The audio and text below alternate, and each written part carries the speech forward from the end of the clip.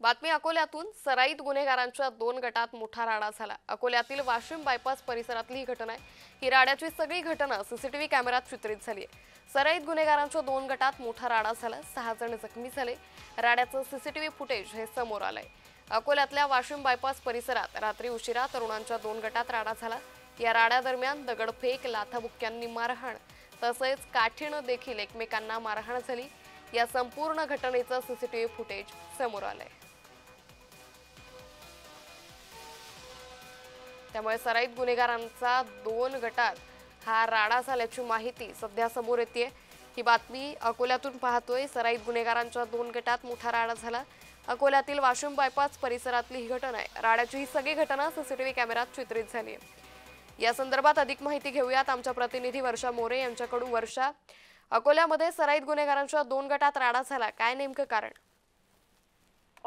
नक्कीच अकोल्यातले जे वाशिम बायपास आहे तिथे काल रात्री जे आहे उशिरा जे आहे त्या 2 गटात राडा झालाय। या राड्यामध्ये जे आहे लाथाबुक्क्या सुद्धा एकमेकांना मारल्या गेल्या आहे आणि त्यामध्ये दगडफेक सुद्धा झाली आहे। नेमकं काय प्रकार होता हे अजूनपर्यंत लक्षात नाही आलेलं आहे।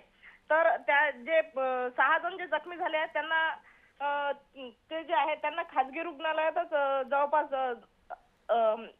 ऍडमिट केलेलं आहे आणि जुने शहर पोलीस सध्या या घटनेचा जो आहे तो तपास सुरू केलेला आहे जुने शहर पोलिसांनी। आणि सध्या जे आहे वाशिम बायपास परिसरात तणावपूर्ण शांतता आहे। निश्चित। धन्यवाद वर्षा, आपण दिलेल्या सविस्तर माहितीसाठी।